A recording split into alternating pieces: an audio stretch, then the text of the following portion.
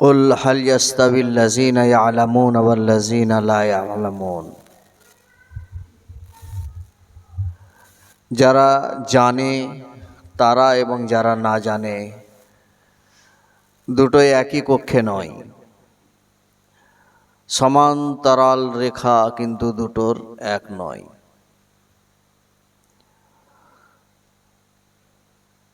পৃথিবীতে এই জিনিসটাই মানুষে বুঝতে পারে না বলেই যত দ্বন্দ্বের সৃষ্টি, পথভ্রষ্টতার উৎস এবং ভণ্ডামির সূচনা এখান থেকেই হয়। তো ওই জন্য বলছি যে সবাইয়ের মরণ সবটা সমান নয়, সবাইয়ের কথাও সমান নয়, সবাইয়ের নামাজও সমান নয়, এবং যারা জানে তাদের জানা আর অজানা এই দুটো দিক যেমন সমান নয়, তো তেমনি ব্যবধান অনেক রয়েছে। শুধু দেহ বা শরীর দেখলেই যে একই রকম মনে করতে হবে এর কোনো মানে নাই। দারে কুতনিতে একটা হাদিস আছে, আল্লাহ রসুল সাল্লাল্লাহু আলাইহি ওয়াসাল্লাম যখন আবু জেহেলকে বলা হয়েছিল ঈমান নিয়ে এসো, হুজুরে মুকাররম সাল্লাল্লাহু আলাইহি ওয়াসাল্লাম তখন বললেন আবু জেহেলকে ঈমান নিয়ে এসো। তো উনি আবু জেহেল বলল যে আমি ঈমান নিয়ে আসবো, তো তুমি কি ওই দেখো নদীর ওপারে একটা পাথর আছে, সে পাথরটাকে কি তুমি এখানে এনে দিতে পারলে আমি ঠিক তোমার উপরে ঈমান আনবো। দারে কুতনির মুসান্নিফ লিখছেন হাদিস শরীফে যে হুজুর পাক সাল্লাল্লাহু আলাইহি ওয়াসাল্লাম হুকুম করলেন হযরতে আবু বকর সিদ্দিককে, যে বললেন যে পাথরটাকে বলো যে নবী সাল্লাল্লাহু আলাইহি ওয়াসাল্লাম আল্লাহর রসুল বলছেন যে তিনার হুকুমে তুমি এই পাড়ে চলে এসো, পানিতে ভেসে এসে। হুকুম করা মাত্র পাথরটা চলে এলো হুজুর পাক সাল্লাল্লাহু আলাইহি ওয়াসাল্লাম মেয়ের মানে পায়ের কদমে। রসুল করিম সাল্লাল্লাহু আলাইহি ওয়াসাল্লাম মেয়ের কাছে যখন এসে পাথরটা হাজির বসে গেল, আবু জেহেল বলছে যে ও এখনই শেষ নয়, এই পাথরটাকে ওই জায়গাতে যেতে বলো তবে। দিয়ে আবার হুজুর পাক সাল্লাল্লাহু আলাইহি ওয়াসাল্লাম আবু বকরকে বললেন যে তুমি হুকুম বলে দাও পাথরটাকে। দিয়ে আবু বকর সিদ্দিক আকবর বললেন যে তুমি যেখানে ছিলে সে নিজের জায়গায় যাও। চলে গেল পাথরটা। আবু জাহেল বলছে ও এ তো জাদু মনে হয়েছে, তা না হলে একটা জড় পদার্থ কাউরি কথাতে এরকম শুনে তাই আসে নাকি, এ তো জাদু জাদু। দিয়ে ঘুরে চলে গেল। ঘুর পাকে আবু জেহেল আবার এবারে পাথরটাকে লক্ষ্য করে বলছে যে চল, নবী মুহাম্মদ তোকে দেখেছে, চল ও পাহাড়ে চল। সে পাথর তো এখন পাথর, তাহলে বাক্যালাপ এক নয়। আপনি নামাজ পড়ছেন, আপনার নামাজ সূরা দিয়ে পড়ছেন, আলহামদু সূরা দিয়ে পড়ছেন, তারপরে একটা সূরা মিলাচ্ছেন, রুকু করছেন, সিজদা করছেন, কিয়াম করছেন, কুউদ করছেন, নামাজের মধ্যেই সবগুলো ফরজ। তাহলে আপনার নামাজ, আপনার রুকু আর একজন আল্লাহওয়ালা তার রুকু তার সিজদা এক নয়। একজনা বলছে একরকম ভাবে রুকু করছে, আর একজনের রুকু সেম সুবহান রাব্বিয়াল আযীম। একজনা সুবহান রাব্বিয়াল আলা বলে সিজদা করছে, অপরজন পাশে সেও সিজদা করছে আল্লাহকে সুবহান রাব্বিয়াল আলা বলে। দুই সিজদা এক নয়।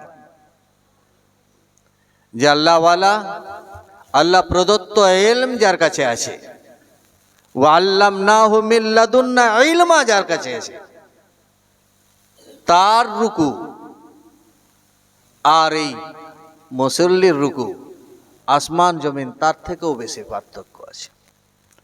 অথচ একই কেরাত, একই রুকু, একই সিজদা, একই তাশাহুদ, একই সালাম, একই নিয়ত, একই জায়গা, একই মুসল্লা, পাশে পড়ছে একজন, পাশে পড়ছে আরেকজন, পার্থক্য আছে।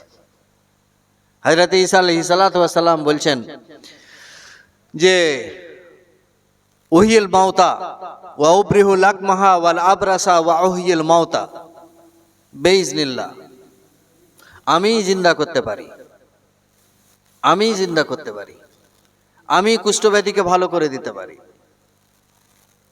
আমি যারা ধবল অসুখ হয়েছে তাদের আমি হাত ফিরে দিলে ভালো করে দিতে পারি, আল্লাহ নির্দেশে হুকুমে আমি ভালো করে দিতে পারি। তাহলে এই কথা অন্যজন যদি কেউ বলে কবরে এসে কে কুম্বে ইজনিল্লাহ, খাটবে না, কোনো মুর্দা উঠবে না। তো ও তো ঈসা আলাইহিসসালাতু ওয়াসসালাম যার কথাতে জান ছিল, যে বলছেন তো মুর্দা উঠে পড়ছে। তাহলে ওই কথা অন্য ব্যক্তি যদি বলে কুম্বে ইজনিল্লাহ, কবর থেকে কেউ উঠবে না, উঠবে না। তাহলে দুই কথা, একজন আপনি বলছেন কুম্বে ইজনিল্লাহ, একজন আপনি নামাজ পড়ছেন হাইয়া আলা সালাত হাইয়া আলাল ফালাহ, রুকু আর সিজদা আর কিয়াম করে, এক আপনি রোজা রাখছেন, এক আপনি হজ করছেন, আর এক আপনি যাকাত দিচ্ছেন।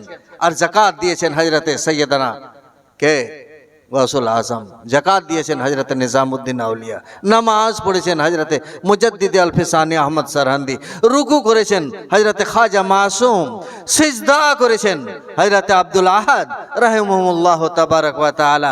তার রুকু আপনার রুকু ওই রকমই, যে আবু জেহেলের বলার মতো পাথর চলে এসো আর আবু বকরের বলার মতো পাথর চলে এসো, দুটাতে যতটা অন্তরায় আপনার সিজদা আর ওর সিজদাতে অতখানিকে অন্তরায়, আপনার সূরা ফাতিহা পড়াতে আর ওর সূরা ফাতিহা পড়াতে অতখানিকে অন্তরায়।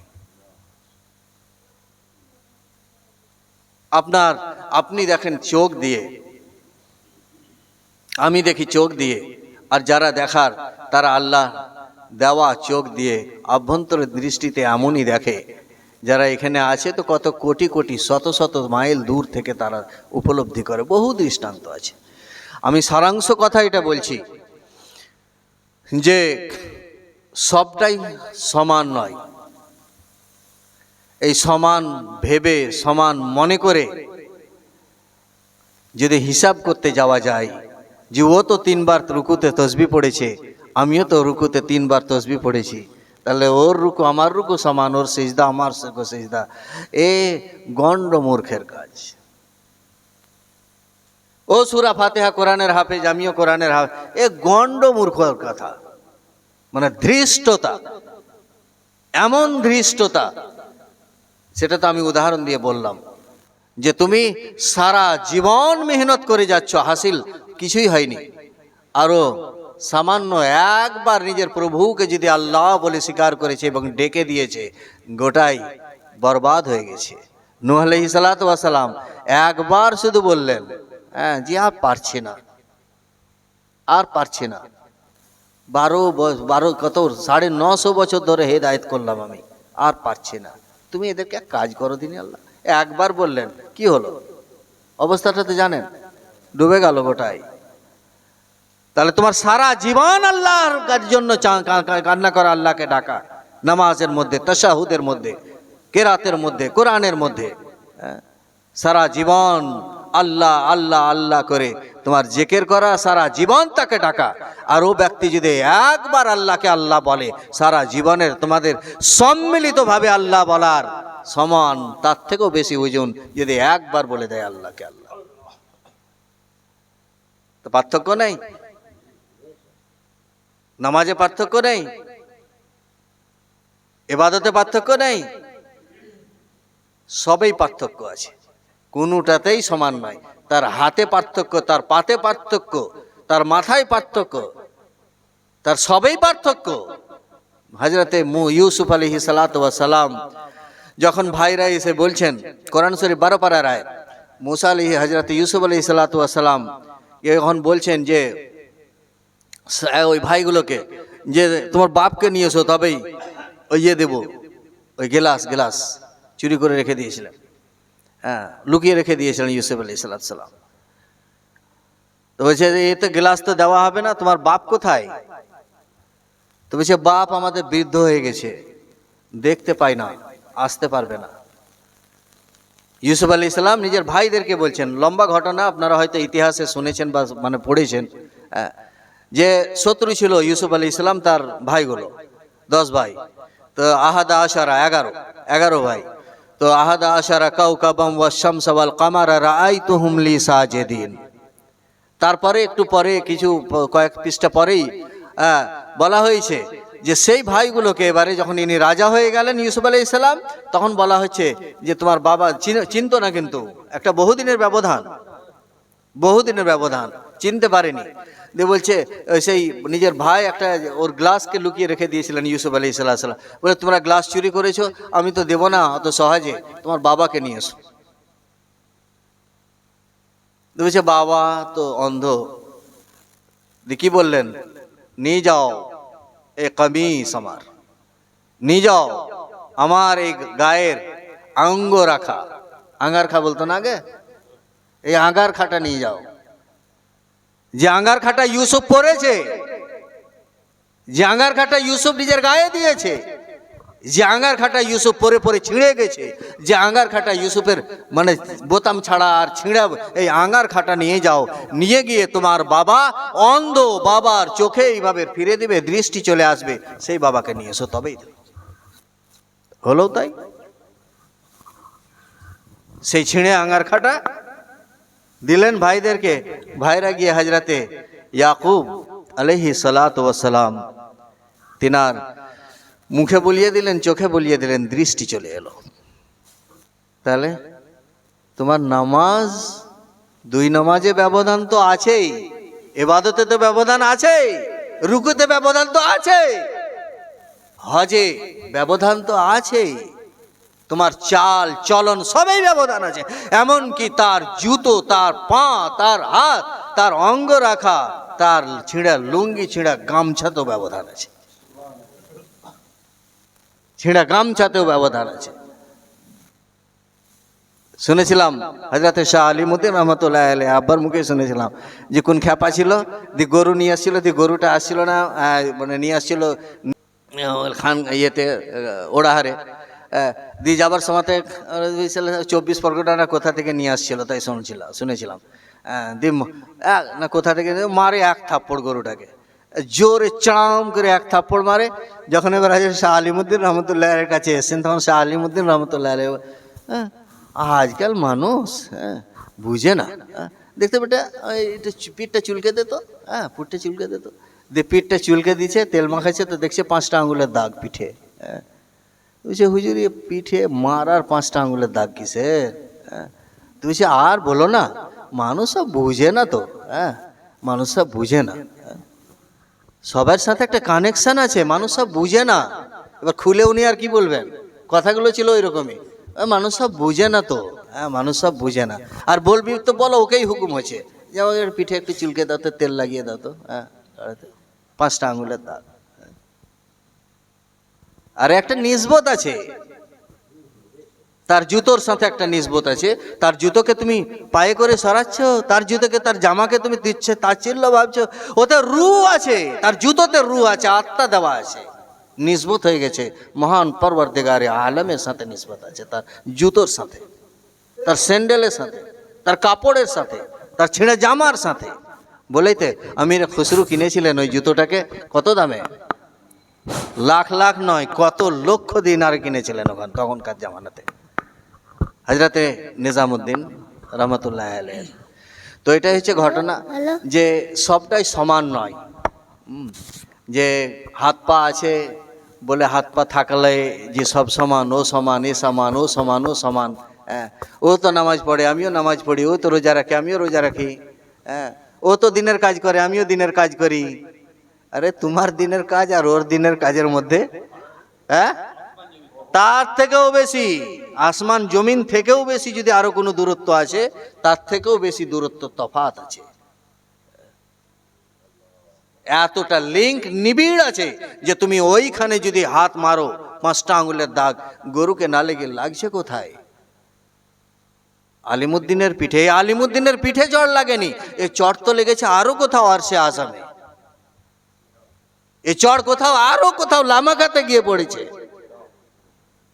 বাস্তব কথা এটা যে লামাকাতে গিয়ে চড় পড়েছে তোমার 5টা আঙুল। আলিমুদ্দিনের গায়ে কি দেখছো? এই 5টা আঙুলের দাগ আরও কোথাও লেগে আছে, দেখো গা। যদি চোখ থাকে তো দেখো গা, তুমি আঁধলা বলেই তোমাকে গেঞ্জি চুড়ে তোমাকে বলেছে চুলকে দাও আর তেলটা একটু লাগিয়ে দাও। এটা তো ওনার করুণা, ওনার দয়া যে তোমাকে চোখ খোলাবার জন্য চুলকাতে দিয়েছে, তোমাকে দেখাতে দিয়েছে। তোমার যদি চোখ থাকে তাহলে আরো দেখে যাও, কোথাও হয়তো আরো অন্য কোথাও গিয়ে চড় লেগেছে, 5টা আঙুলের দাগ লেগে আছে। এটা আমার আব্বা রহমতুল্লাহ আলাই তিনার মুখ থেকে শোনা আমার ঘটনাটা। তো আব্বা আসলেই আর কি আল্লাহ রাব্বুল ইজ্জত দোয়া করবেন, ছিলেন নিরীহ মানুষ, অতটা ফ্যাড় ফাঁপড়ে তো বুঝতেন না, ফ্যাড় ফাঁপড়ে মানে বুঝতেন না। আমি আমার জীবনে, আমি তো ওনার বড় ছেলে, তো আমার জীবনে আমার বড় বোন আছে একটা, আমার বড় বোনকেও জিজ্ঞাসা করবেন, আমার মাকেও জিজ্ঞাসা করবেন, জীবনে কোনো দিন 5,000 টাকা ওনার পকেটে 1 সপ্তাহ ধরে যে আছে এই ধরনের দেখিনি। 5,000 টাকা পকেটে যে 1 সপ্তাহ ধরে আছে এই ধরনের আমরা কখনো দেখিনি। তা বলবেন যে ব্যাংকে ব্যালেন্স ছিল, ব্যাংকে খাতাই ছিল না। বলে বাক্সতে ছিল, বাক্সই ছিল না পয়সা রাখার। বলবেন যে তাহলে কোথাও ব্যাগে হয়তো রাখতো, কোনো ব্যাগই ছিল না পয়সার। মাকে জিজ্ঞাসা করুন, যদি কোনোদিন 5,000 টাকা হয়তো ছিল তো আজ আছে কালকে নাই, নাহলে পরশু নাই, কালকের দিনটা যদি আছে তো পরশু দিন নাই। ও কোনো কিছু পারপাসে খরচ করে দিয়েছেন আর কি। মানে জমায়েত জাখিরা করার যে মানসিকতাটা, যে জমাবো থাকবে আমার বেটাদের জন্য, আমার বেটিদের জন্য, আমার পুত্ররা আছে, আমার সন্তানরা আছে, এই ভাবনা যদি থাকতো তাহলে পকেটে 5,000 কেন 5 লাখ টাকাও রাখার মতো যোগ্যতা তিনার ছিল। এনারা তো জানেন। এটা আমি খুব মানে বিনীতভাবে এবং খুব গর্বের সহিত আমি কথাটা বলছি যে তিনার পকেটে আমি, আমার বোন, আমার মা, আমার ভাই বোন কেউ কোনোদিন দেখেনি 5,000 টাকা গচ্ছিতভাবে একত্রিতভাবে যে 10 দিন বা 15 দিন বা 1 মাস থেকে গেছে সাদরির পকেটে, এ ধরনের দেখেনি। হয়তো কখনো এসছে পয়সা 5,000 দেখেছি, কিন্তু ওই 1 দিন 2 দিনের মধ্যে কোনো তালে খরচ হয়ে গেছে, পয়সা দেখিনি। না ব্যাংক ছিল, না ব্যালেন্স ছিল, না কখনো কোনো ব্যাগ ছিল, না কোথাও পয়সা রাখার জায়গা ছিল, না গডরেজ ছিল, না অ্যাকাউন্ট ছিল, কিচ্ছু ছিল না। অ্যাকাউন্টে তো আমরা পরে যখন চাকরি করতে লাগলেন অ্যাকাউন্ট খুলেছিলেন, কিন্তু ওই বেতন বাহির হতো, আর বেতন বাহির হওয়ার সঙ্গে সঙ্গেই বাস অ্যাকাউন্টেও 5,000 যে 1 মাস থেকেছে অ্যাকাউন্টে পয়সা 5,000, সেটাও অ্যাকাউন্টে, সেই অ্যাকাউন্টগুলো পড়ে আছে আমাদের কাছে। অ্যাকাউন্টে 1 মাস ধরে 5,000 টাকা কোনোদিন কোনো অ্যাকাউন্টে, একটাই অ্যাকাউন্ট ছিল। যখন চাকরিটা ওনার হলো তখন অ্যাকাউন্টটা খুলেছিলেন। আপনি 5,000 টাকা 1 মাস ধরে যে ব্যাংকে পড়ে আছে এরকম আপনি দেখাতে পারবেন না। এই তো জীবন ছিল তেনার, এই তো জীবন ছিল। আর এই কথাগুলো কোনো মিথ্যার আশ্রয় বা এই ধরনের হয়তো বড়বাতি করে 1 বিন্দু পরিমাণে কোনো বড়বাতি বা কোনো মানে বড় করে বলার কিছু এখানে জায়গাই নেই। একেবারে নিছক সত্য কথা।